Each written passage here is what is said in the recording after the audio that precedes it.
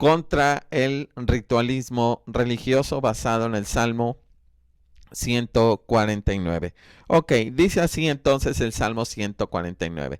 Cantad a Jehová cántico nuevo, su alabanza sea en la congregación de los santos. Alégrese Israel en su hacedor, los hijos de Sión se gocen en su rey. Alaben su nombre con danza, con pandero y arpa, él canten, porque Jehová tiene contentamiento en su pueblo, hermosa hará a los humildes con la salvación. Regocíjense los santos por su gloria y canten aún sobre sus camas. Exalten a Dios con sus gargantas y espadas de dos filos en sus manos, para ejecutar venganza entre las naciones y castigo entre los pueblos, para aprisionar a los reyes con grillos y a sus nobles con cadenas de hierro, para ejecutar en ellos el juicio decretado. Gloria sea esto para todos sus santos. Aleluya. Muy bien. Este salmo podemos dividirlo en dos partes. La primera, que nos habla acerca de los santos que cantan. Empieza el salmista a entonar alabanzas y exaltar el santo nombre del Señor. Recordemos que esta serie de salmos últimos que estamos viendo son salmos de aleluya o salmos aleluyáticos. Entonces, los primeros versículos nos hablan acerca del canto, de la alabanza, de la exaltación que se le da al Señor, es decir, los santos que alaban y glorifican el santo nombre del Señor. Pero luego el Salmo da un giro y nos empieza a hablar, de hecho nos habla con los instrumentos que son pandero y danza, y que se alaba el Señor, al Señor. Lo empiezan a alabar los santos en la congregación, pero luego todo el pueblo, porque nos habla de los hijos de Sión se gozan en su rey, nos está ya hablando de todo un pueblo entero que alabe, que glorifique al Señor y que le alabe con danza, con pandero y con arpa. Pero luego vuelvo a repetir, el Salmo da un giro y nos habla de una victoria, nos habla de un triunfo, que esos santos que alaban y que glorifican tienen una victoria, tienen un triunfo, y como que el Señor da la bendición a esos santos que están de su lado, que emitan juicio. Nosotros vemos aquí que nos habla la parte B ya del verso 6, y espadas de dos filos en sus manos para ejecutar venganza entre las naciones y castigo entre los pueblos, para aprisionar a los reyes con grillos y a los nobles con cadenas de hierro, para ejecutar en ellos juicio decretado. En fin, nosotros vemos aquí como que Dios le da esa bendición a sus hijos, a su pueblo, de ejecutar juicios. Eso nos habla ya de una victoria sobre los enemigos, que finalmente son ejecutados por el Señor y demás, pero Él le da de alguna manera esa victoria a sus hijos que lo hagan con Él. Entonces está muy, muy hermoso este Salmo 149, pero lo vamos a ver a la luz de la clase, de acuerdo a la clase, a la lección número 24. Estamos viendo entonces salmos aleluyáticos y el título es Contra el ritualismo religioso. Y vamos a ver aquí en este hermoso salmo hoy que lo vamos a ver, dice la introducción que lo analicemos desde la perspectiva de San Juan capítulo 4, que nos habla acerca del ritualismo. Es decir, aquí en el Salmo 149 nos habla de una genuina adoración.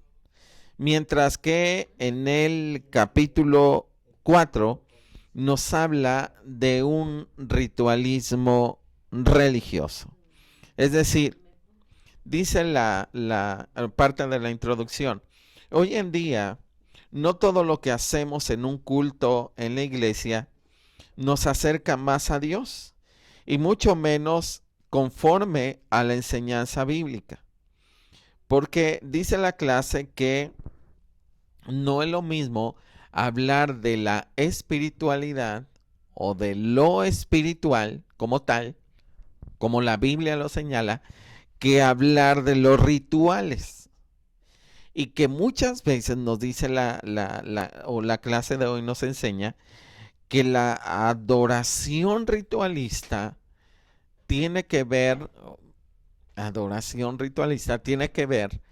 con todos aquellos rituales, váyase la redundancia, rituales que nosotros llevamos a cabo y que pueden estar lejos de la genuina adoración. Porque puede ser que a la adoración que nosotros damos al Señor le empecemos a complementar con otras cosas que tal vez pudieran ser en cierta manera precisamente eso, rituales. Y consideramos que con estos mismos ya estamos cumpliendo con nuestra adoración, pero que realmente son meramente rituales que no tienen que ver o que distan mucho de una genuina adoración como nos la marca nuestro Dios en su santa y bendita palabra o como nos lo enseña hoy el Salmo 149. Muy bien, entonces como primer punto tenemos características del ritualismo religioso. Vuelvo a repetir, características del ritualismo religioso. Vamos a ver esta clase en 2 puntos. Entonces, primero vamos a ver las características de un ritualismo religioso. Vamos a ver en este punto cuando nosotros queremos adorar a Dios, pero por medio de rituales. Y en el punto número 2, vamos a ver características de la adoración espiritual, como nos lo marca el Salmo 149. Ok, entonces estamos ya sobre características del ritualismo religioso. Bien, características del ritualismo religioso. Vamos a ver San Juan capítulo 4 versículo 20, que nos dice de la siguiente manera. San Juan capítulo 4 versículo 20, que dice así. Aquí nosotros vemos un diálogo de Jesús con la mujer samaritana. Y dice el verso 20, que la mujer dijo, nuestros padres adoraron en este monte, y vosotros decís que en Jerusalén es el lugar donde se debe adorar. Aquí nosotros vemos que la mujer hace énfasis en una herencia religiosa ascendente. Es decir, la mujer dice, ustedes, o en este caso dice ella, así como comienza el verso 20, nuestros padres adoraron en este monte, y vosotros decís que en Jerusalén es el lugar donde se debe adorar. Nuestros padres, es decir,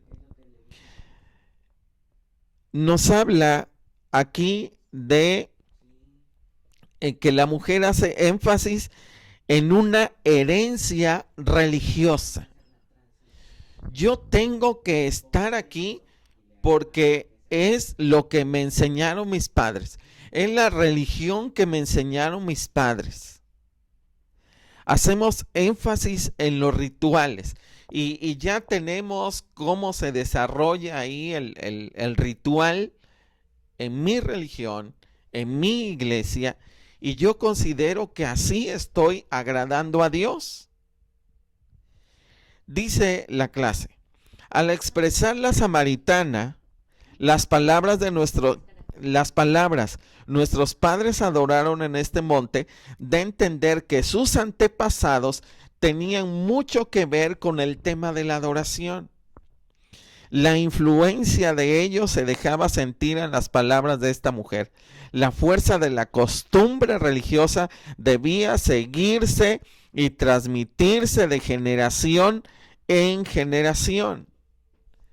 Y nos dice la clase de hoy que precisamente lo mismo sucede hoy en día cuando los seguidores de las religiones tradicionales creemos que podemos adorar y practicar la adoración genuina en una religión heredada por nuestros padres,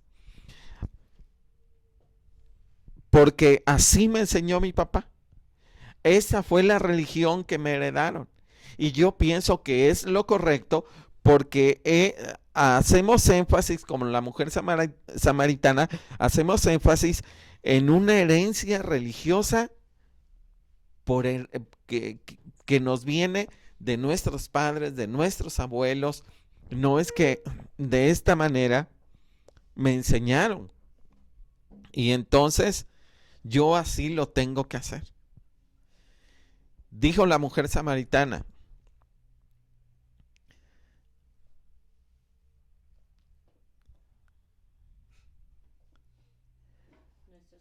nuestros padres adoraron en este monte, y vosotros decís que en Jerusalén es el lugar donde se debe adorar.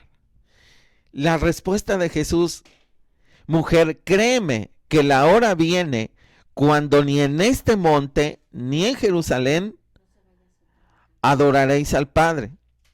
Vosotros adoráis lo que no sabéis, nosotros adoramos lo que sabemos, porque la salvación viene de los judíos. Mas la hora viene y ahora es cuando los verdaderos adoradores adorarán al Padre en espíritu y en verdad, porque también el Padre tales adoradores busca que le adoren. Jesús le está diciendo que no son los rituales como nos los heredaron muchas veces nuestros padres. Miren, aquí hay algo más que nosotros vemos. Que esta mujer también hacía énfasis en un lugar específico de adoración. Dice la mujer: en este monte. Nuestros padres nos dijeron que en este monte. Pone la mujer especial énfasis en el local donde se debe adorar. Nuestra clase nos dice, se los quiero leer, dice: los samaritanos habían construido su templo sobre el monte Gerizim en el tiempo de Nehemías, pero fue destruido por Juan Hircano en el año 128 a.C. Por consiguiente, cuando Jesús y las samaritanas se encontraron, el templo de los samaritanos ya no estaba en pie. Solo quedaban las ruinas de lo que fue un centro de culto. Y entonces el Señor Jesús le hace ver en el verso 23: mas la hora viene y ahora es cuando los verdaderos adoradores adorarán al Padre en espíritu y en verdad, porque también el Padre tales adoradores busca que le adoren. Entonces aquí nos está diciendo Jesús que el lugar de adoración no está limitado a ningún sitio terrenal, sino que la adoración dirigida a Dios es en espíritu y es en verdad. La adoración genuina no está fundada o fundamentada sobre los rituales, que muchas veces nosotros podemos hacer un cerco de ritualismos y considerar que de esa manera nosotros ya estamos agradando a Dios y que estamos haciendo lo correcto, cuando puede ser que que Dios no quiere o no se está agradando de lo externo. Porque primer domingo de mes, pues este domingo sí tengo que ir porque nos toca la Santa Cena. Puedo faltar, los demás días me puedo ir a donde yo quiera, pero es primer domingo de mes y tengo que ir a tomar la Santa Cena. Si no puedo faltar. Y entonces al culto le vamos a poner ciertas cosas o hacer ciertos rituales. Consideramos que las actividades con estas mismas nosotros estamos agradando a Dios. Y debe de ser de esta manera.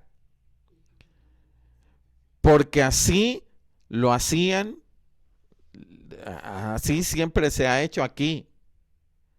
Que hay que leer que de esta manera. Y si no se hace así, no estuvo tan bonito, no estuvo tan emotivo. Aunque yo tome la Santa Cena tal vez en pecado, tal vez no reconciliado con mi esposa, con mis hijos, no importa que saliendo de allí empiece a pelear, no importa que en el camino, no importa, pero yo estoy cumpliendo. Entonces le damos más importancia a los rituales que a la verdadera adoración. Que si se toca o no con batería, que si se toca o no con instrumento, que si se toca, tratando de que yo quiero que lo externo, porque considero que el ritual es el que me da a mí el justificante de una adoración genuina.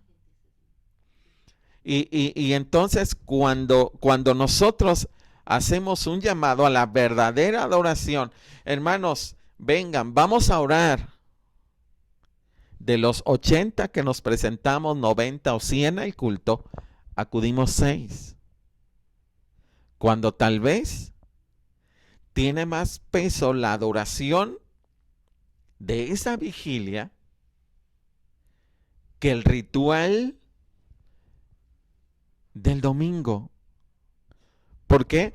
Y hasta eso, al culto le faltó, pero le faltó este ritual y le faltó esto y los rituales. Pero ¿cómo está mi corazón? Parte de la adoración es la oración. El Salmo 149 me dice que yo debo adorar al Señor aún. El Salmo me invita a adorar al Señor aún en mi cama. Dice el verso 5, regocíjense los santos por su gloria y canten aún sobre sus camas. Pero si a mí me molesta que mi esposa ponga una alabanza o mi hijo está ensayando, porque Aarón se encierra para entonar para preparar los cantos del domingo, y entonces yo quiero que la adoración sea allá en el culto. Acá en mi casa es como yo quiera, voy a vivir como yo quiera.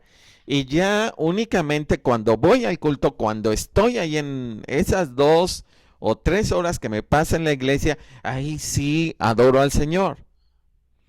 Pero todo lo demás considero que no es parte de la adoración cuando el Señor dice que no es el lugar. Cuando se le construye la casa al Señor, el templo del Señor, el Señor dice que ¿a qué lo podemos limitar? Hermanos, la tierra es el estrado de sus pies. ¿Cómo vamos a retener al Señor a un determinado sitio? No es posible. O sea, Dios está en todas en todas partes. Y nosotros podemos adorarlo aún estando en nuestras camas, aunque no estemos en la iglesia como en estos tiempos que no, o que tenemos muy reducidas las reuniones, pero yo puedo doblar mi rodilla ahí junto a mi cama, en la sala, en el patio, ¿por qué no? Aún en el baño, yo puedo cantar, yo puedo exaltarlo en mi cama, puedo exaltarlo en cualquier lugar. Eso es lo que me enseña a mí el Salmo, que mi estilo de vida me define como un verdadero adorador. Pero entonces los rituales no muchas veces pueden hablarnos de una adoración genuina. Algo más. Dice el Señor también en el versículo 22, San Juan capítulo 4, versículo 22. Vosotros adoráis lo que no sabéis, nosotros adoramos lo que sabemos, porque la salvación viene de los judíos. Los samaritanos no tenían una verdad completa, por así decirlo. La salvación, el Mesías, el Salvador del mundo, el ungido, el Dios encarnado, vino de parte de los judíos. La salvación salió de allí. Y entonces dice el Señor aquí en el verso 22 que ellos adoraban lo que no sabían. Y que ellos adoraban, dice la parte B, nosotros adoramos lo que sabemos porque la salvación viene de los judíos. Si nosotros basamos nuestra adoración a Dios únicamente en rituales, estamos adorando lo que no sabemos. Cuando únicamente decimos, cuando mi fe se convierte en ritualismos, ahora tengo que hacer esto y tengo que esmerarme y que salga bien y que en puras formalidades, y no hay nada de una relación genuina, de una relación auténtica con un Dios vivo y de poder, entonces son rituales y mi adoración empieza a devaluarse. ¿Por qué? Bueno, nosotros vemos que en una de las iglesias de Apocalipsis que están en el libro de Apocalipsis, la Biblia nos señala, nos habla en Apocalipsis 3:20, Jesús hablando a su propia iglesia y diciéndole, he aquí yo estoy a la puerta y llamo. Si alguno abre la puerta, entraré a él, cenaré con él y él conmigo. Y se lo está diciendo a una de las iglesias. ¿Por qué? Porque todo se había tornado con tantos rituales, tantas actividades. Y muchas veces nosotros podemos sumergirnos tanto en la obra de Dios que podemos olvidarnos del Dios de la obra. Y cuando yo le dedico más tiempo a la obra de Dios que al Dios de la obra, a los rituales y a las cosas que finalmente no es que estén mal, pero que complementan mi adoración, pero si los pongo como prioridad, entonces yo estoy fundamentando o estoy confundiendo el ritualismo con una verdadera adoración. Miren, hubo un hombre llamado Saulo de Tarso que consideró que él agradaba a Dios y que él lo hacía genuinamente porque era celoso de su religión. Era un fariseo religioso, que cumplía como su religión se lo demandaba. Y pensaba que a través de todos esos rituales y todo ese conocimiento que él tenía, él consideraba que él agradaba a Dios. Hasta que tuvo un encuentro con el Dios verdadero, tuvo una experiencia con Cristo, porque él consideraba que la religión ascendente, la religión heredada de sus antepasados, era una genuina adoración. Pero Jesús le hace ver que no era así. En Hechos capítulo 9, versículos del 3 al 5, quiero leerlo. Dice Hechos capítulo 9, versículos 3 al 5. Mas yendo por el camino, aconteció que al llegar cerca de Damasco, repentinamente le rodeó un resplandor de luz del cielo, y cayendo en tierra, oyó una voz que le decía: Saulo, Saulo, ¿por qué me persigues? Él dijo: ¿Quién eres, Señor? Y le dijo: Yo soy Jesús a quien tú persigues. Dura cosa te es dar coces contra el aguijón. Él, temblando y temeroso, dijo: Señor, ¿qué quieres que yo haga? Y el Señor le dijo: levántate y entra en la ciudad, y se te dirá lo que debes hacer. Hasta que Saulo de Tarso tuvo un encuentro con Cristo y estuvo dispuesto a renunciar a todos esos rituales y a toda esa religiosidad, entonces tuvo un verdadero encuentro con el Señor. Cuando él practicaba su religión, cuando él practicaba todas las enseñanzas que sus padres le habían heredado, todas esas enseñanzas que la verdad eran muy rigurosas, y Saulo era un creyente, pero un creyente genuino. O sea, él adoraba a su manera, pero lo hacía de verdad. Era un hombre celoso. Y Dios le dice algo, Jesús le dice algo en ese resplandor: dura cosa te es dar cosas contra el aguijón. El aguijón pues es una aguja, cosas son patadas. Entonces dice: estás dando patadas contra una aguja. ¿Sabes lo que estás haciendo, Saulo, con todo esto? Estás golpeando, estás dando patadas. Y cada vez que tú das patadas contra el aguijón o contra una aguja, pues el lastimado eres tú.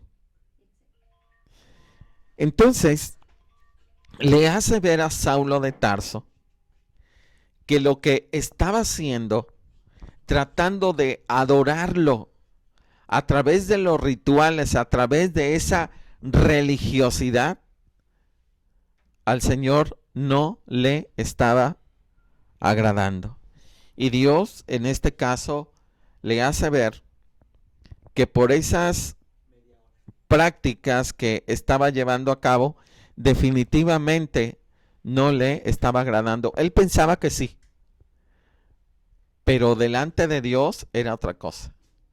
Y todos los que estamos aquí en esta noche, escuchando o viendo esta clase contra el ritualismo religioso, verdaderamente será así, que lo que yo estoy haciendo o lo que yo estoy practicando me está llevando y me está acercando cada vez más a Dios.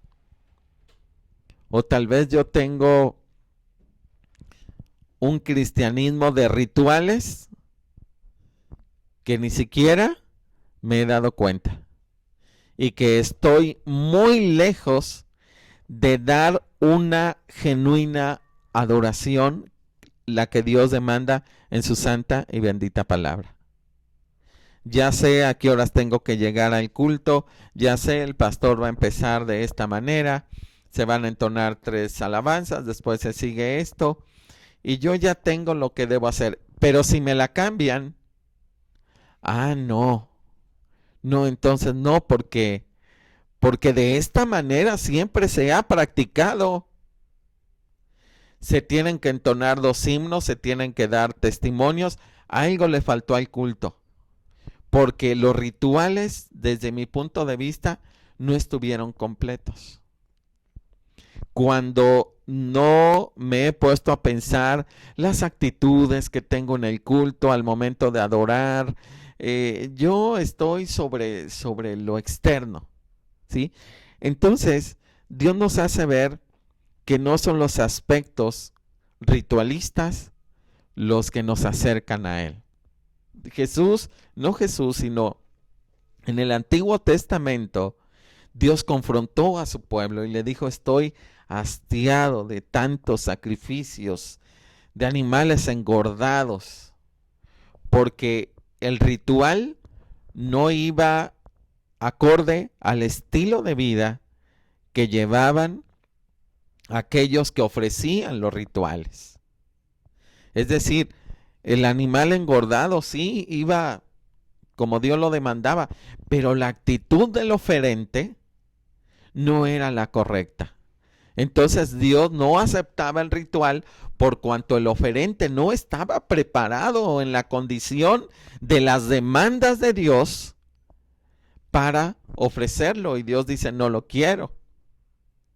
Si nosotros, siendo pecadores, siendo malos, no nos gusta que nos den las cosas de mala gana, no nos gusta que nos avientan las cosas, no nos gusta que alguien que nos va a hacer un favor con sus actitudes nos demuestre que no está de acuerdo, hay cosas que no las pasamos y que no las damos por que se nos den. No, muchas gracias. Imaginémonos que Dios se tiene que conformar con mis actitudes, a veces aún dentro del templo, y ya ni se diga fuera de. Y yo considero que estoy bien con Dios porque estoy cumpliendo con el ritual. Hay que ir al culto el domingo a las 12 del día. Hay que estar en intercesión. Ahora ya no por medio de presencialmente, pero hay que conectarse a tales horas. Pero los gritos, las maldiciones y el estilo de vida que acostumbro a llevar, ese no cambia. Y cuando yo llego con mi ritual, resulta que Dios me dice: espérame, pero ¿cuál es la condición con la que nos presentamos delante de Dios? Podemos estar haciendo lo mismo que hizo en este caso Caín y Abel. Dios recibió la ofrenda de Abel, pero no recibió la de Caín. ¿Por qué? Porque sus obras eran malas. Entonces, una genuina adoración conlleva una actitud correcta. Bien, en este punto número 1 de las características del ritualismo religioso, estamos viendo que la mujer samaritana tuvo en este caso 2 cosas que consideraba ella que eran una genuina adoración y que estaban muy lejos de serlo. ¿Cuál fue la primera? Que ella hizo énfasis en la herencia religiosa de sus padres. Que le dijo a Jesús: nuestros padres adoraron en este monte, así que aquí vamos a adorar. ¿Por qué? Porque es lo que dijeron nuestros padres. Es la herencia que nos dejaron nuestros padres. La herencia religiosa que nos dejaron nuestros padres es que en este monte debemos adorar. Y nosotros tenemos la religión verdadera porque Aquí nos dejaron nuestros padres, porque así lo dijeron nuestros padres. ¿Cómo vamos a traicionar la herencia religiosa que nos dejaron nuestros padres? ¿Cómo voy a cambiar de religión si es la herencia que me dejó mamá o papá? Y a veces el ritual, lejos de acercarnos a un encuentro de adoración genuino con Dios, me ata. Pero, pero eso podemos verlo no tan solo en la mujer samaritana. Ahora, hablamos también aquí del lugar. Nuestros padres dicen que en este monte, aquí, el Señor nos hace ver, de acuerdo al Salmo, que aún en nuestras camas y en todas partes podemos ser adoradores genuinos. Cuando nos guardamos para Dios, Dios es glorificado porque el Espíritu Santo, se ve el trabajo del Espíritu Santo en nuestros corazones cuando nos guardamos para Dios. Dios es glorificado porque ya guardamos actitudes diferentes. Porque Dios nos ha santificado por medio de su Espíritu Santo y Dios recibe gloria y recibe honra. Ahora, también vemos el caso de Saulo de Tarso, que él era muy celoso de su religión, pero hasta que estuvo en esa, hasta que fue capaz de renunciar a sus principios religiosos y tuvo un encuentro real con Cristo y él renuncia a todo. Es más, él escribe que todas esas cosas que eran para él ganancia, las tenía como pérdida por amor a Cristo. Entonces, o sea, yo aquí no quiero decir que los rituales estén mal, porque hay iglesias muy efervescentes que danzan, que tienen otras prácticas, voy a llamarles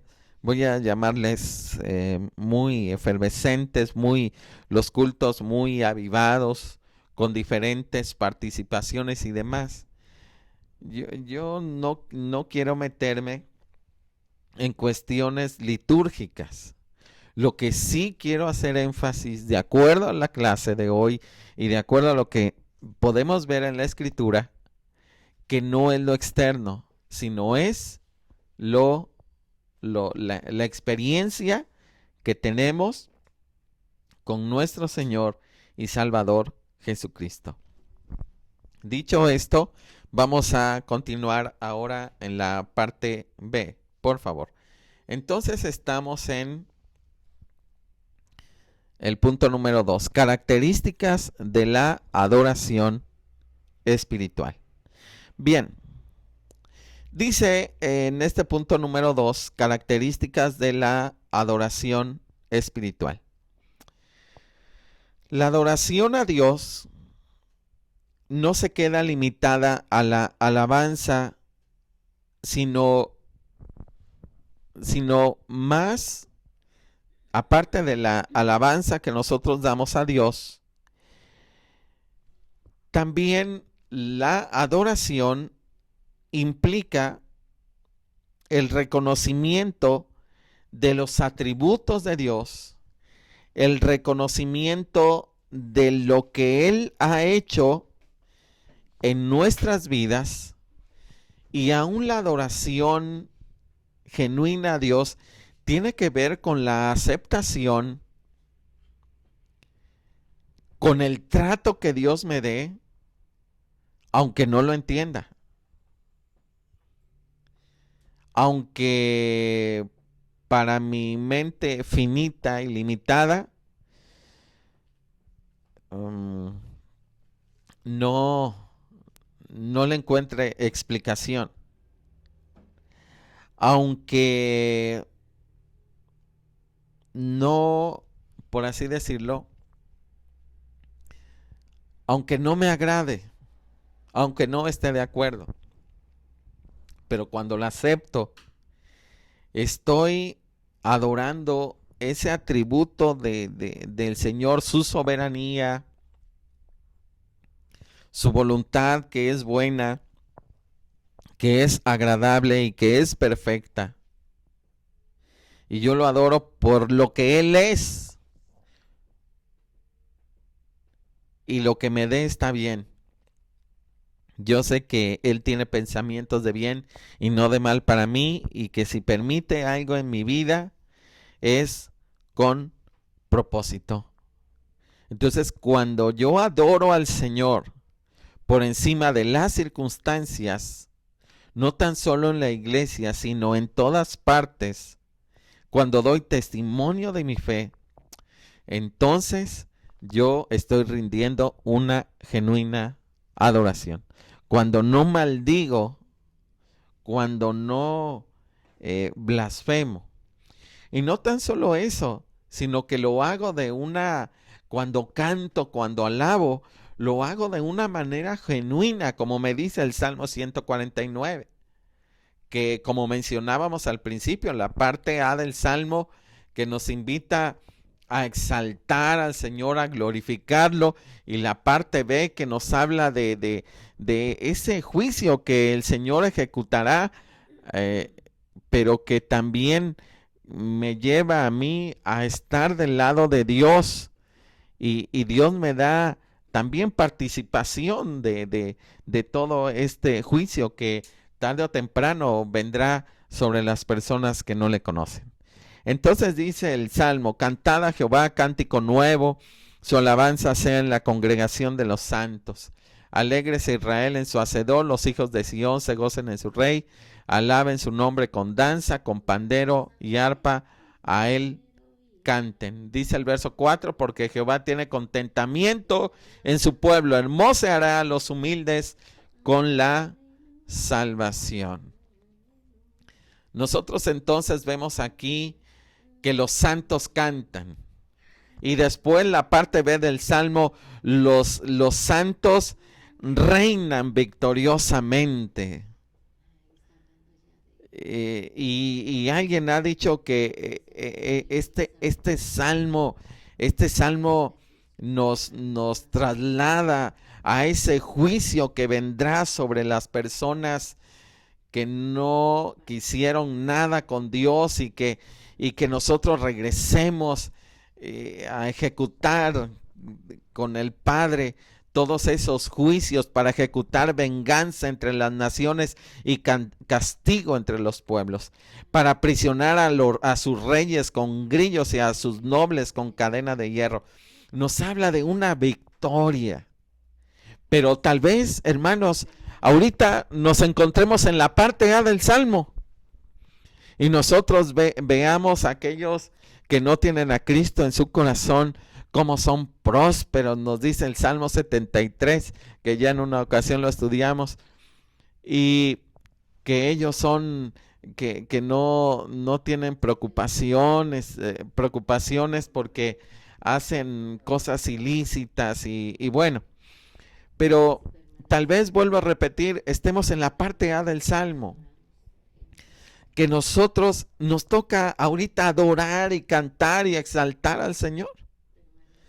Pero algún día vendrá ese juicio.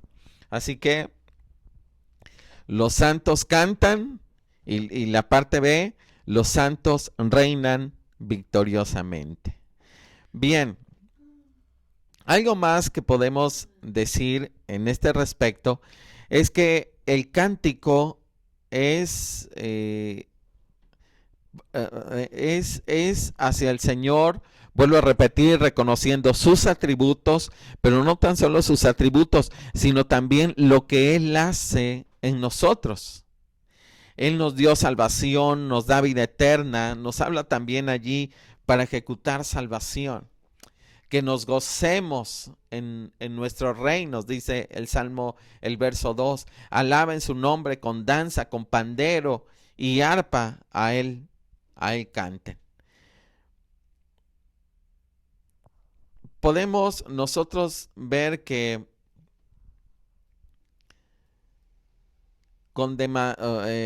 nosotros podemos ser efervescentes en adorar al Señor, o tal vez algunos sean un poquito más serios en su adoración, más ordenados, más introvertidos, más solemnes, y también está muy bien. Miren, en una ocasión escuché una historia, porque aquí los judíos adoran al Señor muy efervescentemente. Ellos eran con danzas, con panderos, con arpas y todo, ¿no? En una ocasión recuerdo que escuché que una historia donde hablaban dos personajes, uno muy solemne y uno muy efervescente, muy efusivo. Era el grito, era el aleluya, y era la danza, y estaba la prédica, y estaba glorificando al Señor, y estaba cantando, y en los momentos de alabar al Señor se levantaba y no le faltaba lugar y él se movía y demás. Y el otro muy solemne. Entonces platicaron, y le dijo el hermano que era muy solemne, le dijo: mira, hermano, con todo respeto, yo no creo que sea necesario estarle gritando a Dios para que nos escuche. Yo creo que Dios nos puede escuchar cuando le hablamos tranquilamente. ¿Para qué estar a los gritos? ¿Para qué estar con esa manera que no cabemos en nuestro lugar? Si también Dios nos escucha cuando le platicamos con Él, cuando oramos ordenadamente. Yo creo que Dios no está sordo para estarle gritando. Así que yo creo que la verdadera adoración, la verdadera oración es aquella que hacemos solemnemente, cuando le cantamos al Señor así solemnemente, ordenadamente. Y el hermanito también le dio su punto de vista al hermano solemne, y le dijo: es cierto, hermano, yo estoy de acuerdo con usted en que el Señor nos escucha y no necesita que le estemos gritando como yo grito. Y no necesita el Señor que le estemos hablando fuerte para que Él nos escuche. Yo estoy de acuerdo con usted, pero le voy a decir algo, hermano. Yo creo que el Señor no padece de los nervios. Y entonces, yo creo que también Él es paciente y Él es muy noble. Y como no padece de los nervios, pues no creo que se enoje que yo le alabe, le glorifique y le exalte como a mí me gusta hacerlo. Así que yo voy a seguir como a mí me gusta alabarle, porque mi Dios no es un Dios nervioso, y usted adórelo como usted quiera. Entonces, hermanos, tenemos aquí de todo. Lo más importante de todo esto es que con instrumento, sin instrumento, con guitarra, sin guitarra, con batería, con teclado, sin ellos, puede ser una adoración tan sencilla. Pero no sé, me recuerda a Elías ahorita cuando estaba en aquel monte, que Dios se manifestó a través de un silbo apacible.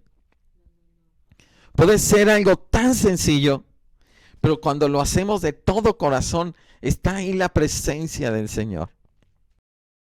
Puede ser algo muy austero.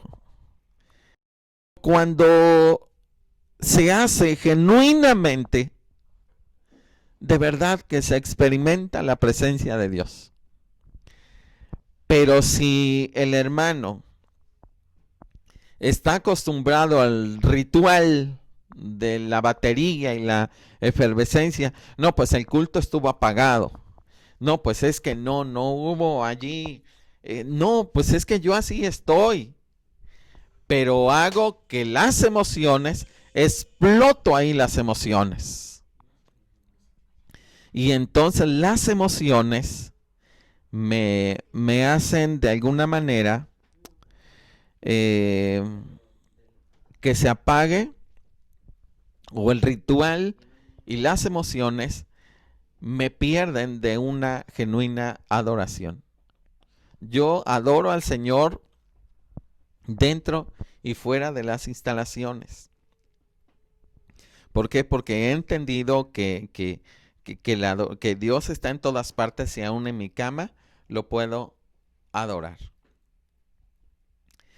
Nosotros vemos aquí en el Salmo música de júbilo, y hay algo que nos dice el Salmo, que Dios se complace de su pueblo restaurado. Los versículos 4 al 6 nos dicen de la siguiente manera: porque Jehová tiene contentamiento en su pueblo. Cuando hacemos una adoración genuina o damos una adoración auténtica, Dios tiene contentamiento en su pueblo. Y usted puede ver cómo viene un derramamiento especial de la presencia de Dios, sea por medio de su palabra, sea en medio de la alabanza. Dios ministra nuestra vida. Hermoseará a los humildes con la salvación. Un genuino avivamiento no es un culto, no es precisamente un culto efervescente. Y si así lo vemos que es, quiero decir que hay algo todavía más importante: la salvación de las almas. Cuando las almas se rinden a los pies de Cristo, cuando alguien dice: yo quiero aceptar a Cristo como mi único y suficiente Salvador, ese gozo no tan solo es aquí, sino que trasciende al cielo mismo, porque aún los ángeles se gozan de esto. Dice el verso 5: regocíjense los santos por su gloria y canten aún sobre sus camas. Y la parte B del verso 6: exalten al Señor con sus gargantas. Y a partir de la parte B del verso 6 empieza el juicio. Empieza lo que Dios ha decretado para lo que está por venir. De los versículos entonces que hemos leído, nosotros podemos ver que verdaderamente Dios se manifiesta y Dios entra también en un agrado cuando le ofrecemos una adoración genuina. Donde están 2 o 3 congregados en mi nombre, pero verdaderamente estamos en el nombre de Jesús, que nos reunimos para adorarlo genuinamente, el Señor se manifiesta y ahí está. Dice el verso 6: exalten a Dios con sus gargantas. Bueno, a partir de la parte B del verso 6 dice: y espadas de 2 filos en sus manos, para ejecutar venganza entre las naciones y castigo entre los pueblos, para aprisionar a sus reyes con grillos y a sus nobles con cadenas de hierro. Hay un cambio aquí ya, y a partir de esta parte B del verso número 6, y espadas de 2 filos en adelante, hasta que termina, nosotros vemos ahora a nuestro Dios como el juez impartiendo justicia. Quiero decir algo. Vemos aquí a nuestro Dios impartiendo justicia. Ya no está como abogado. Lo vemos como juez. Y como juez justo, Él va a impartir justicia. Hay algo. Los cristianos no podemos vengarnos de las cosas que nos hacen. Los cristianos no somos de los que nos desquitamos y aplicamos justicia. Pero hay algo que nos enseña las bienaventuranzas. Los cristianos podemos tener hambre y sed de justicia, que eso es otra cosa. Usted y yo podemos tener hambre y sed de justicia, sí. Yo tengo hambre y sed de justicia, créanme. Yo quisiera que la justicia de Dios fuera, se hiciera una realidad. Sí, porque hay cosas que yo considero que, que, que necesita ser aplicada la justicia divina. Pero recordemos que en este momento Jesús no está como juez, sino como abogado. Pero va a llegar un momento que si la persona no se arrepiente, entonces vendrá juicio. Pero vuelvo a repetir, los cristianos más que vengativos, sí podemos tener hambre y sed de justicia. Pero Dios no nos ha puesto como para enjuiciar a los demás. No podemos caer y hacerles un juicio a las personas. No nos toca esa parte, al menos no en este tiempo de gracia. Bien, ¿qué más vemos? Dice ya para terminar el verso 9, para ejecutar en ellos el juicio decretado, gloria será esto para todos sus santos. Nosotros vemos aquí que en el Nuevo Testamento se tomará parte en el reino de Cristo venidero una participación también de su iglesia, pero sobre todo de los discípulos, de los apóstoles, que ellos se sentarán también a juzgar con Cristo. Pero esto todo vemos que sucederá en un futuro. Bien, quiero sacar algunas conclusiones ya de lo que hemos estado viendo en este hermoso Salmo 149, visto a la luz de la clase llamada contra el ritualismo religioso. Y quiero leer aquí una parte de la conclusión que dice de la siguiente manera. ¿Hay mejor manera de expresar esta verdad? No hay mejor manera de expresar esta verdad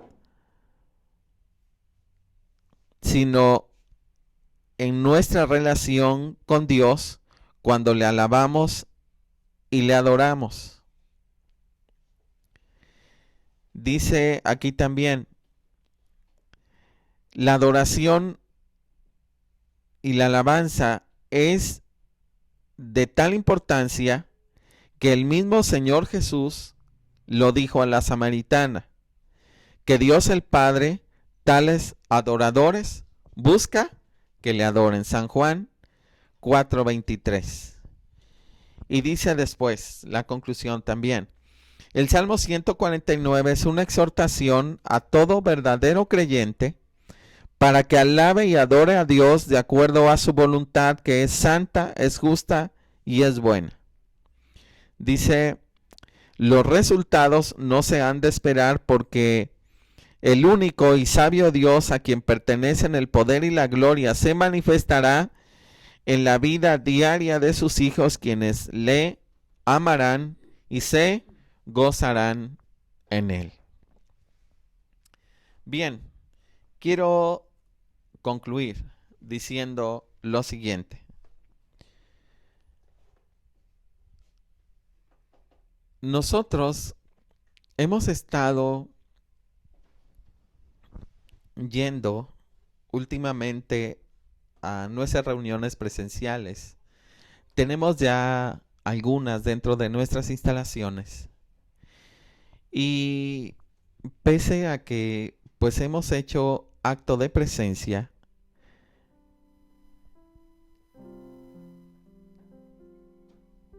mi esposa y yo hemos estado un poquito preocupados porque nosotros creemos que el Señor sigue hablando.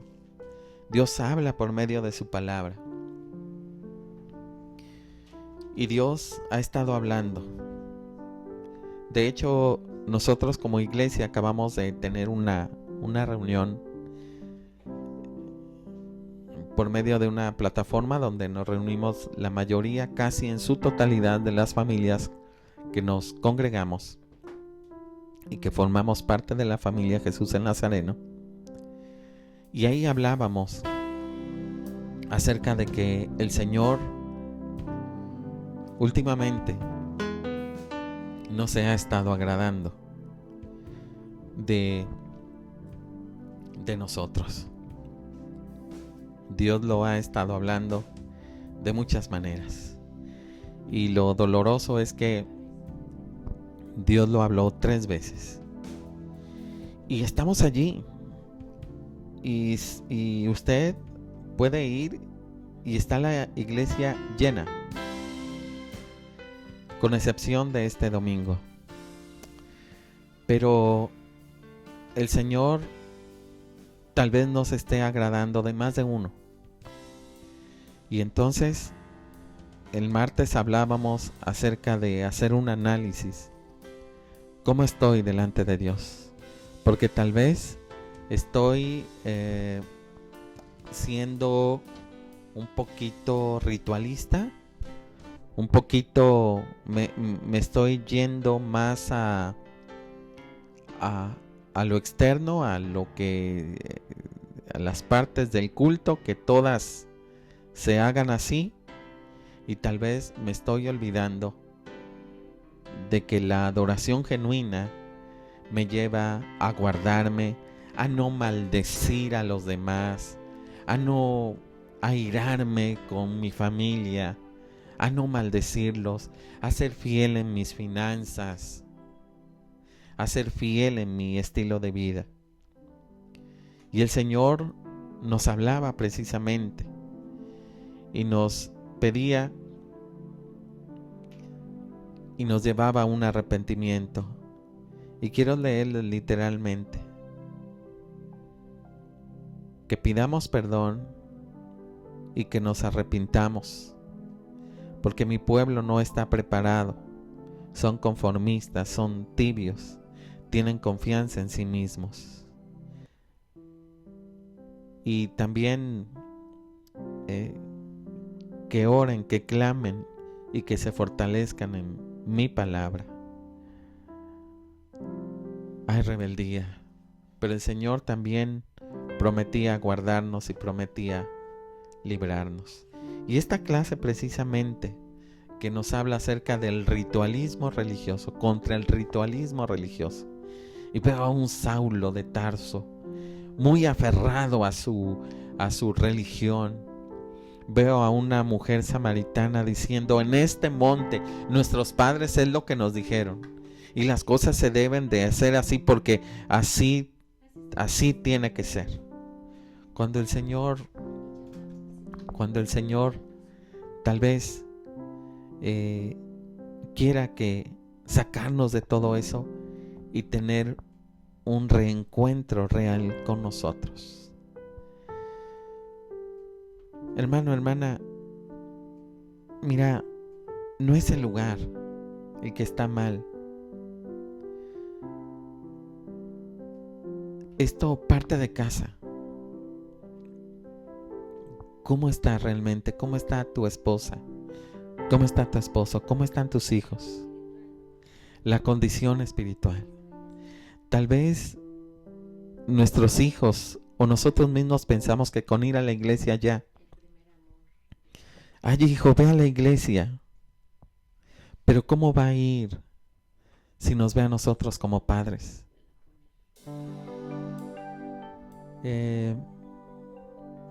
Si nos ve a nosotros, no se le antoja. O nosotros no lo antojamos del evangelio. La verdad, lo que menos quiere es llegar a ese lugar. Porque dice: de ser como papá o de ser como tú, así estoy mejor. Porque nosotros les hemos enseñado que con los rituales cumplimos. Hijo, bautízate. Hijo, la Santa Cena. Hijo, y hoy faltó esto. Y hoy, y todo es externo. Pero ¿cómo estoy? ¿Cómo me siento? A Dios no lo podemos engañar. Dice la Biblia que Dios no puede ser burlado. Tenemos que arrepentirnos, hermanos.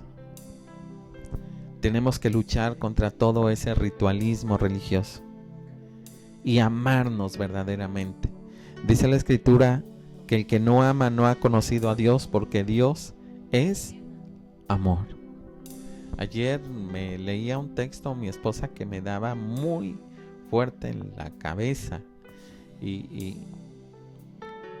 yo le decía, a ver, explícamelo,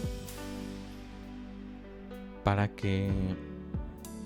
debatirle un poquito, que me dejara ahí siquiera debatirle un poquito. Y yo en ese momento me sentí muy teólogo y dime algo del texto para debatirte. Y ella me decía, no, el texto ahí está, no hay nada que agregarle, ahí está. Entonces, la palabra por sí misma es la que hace el efecto. Hay textos que no necesitamos buscarle tanto. La palabra se explica por sí misma. La puede entender el más sencillo. Hermanos, yo quiero que oremos en esta noche ya. Y vamos a pedirle al Señor que Él nos ministre. Yo creo que el Señor está aquí. De verdad, siento la presencia de Dios de una manera especial. Quiero que oremos. Tiempo de clamor. Dice que Dios nos guarde del ritualismo religioso. Y 2, que seamos adoradores en espíritu y en verdad.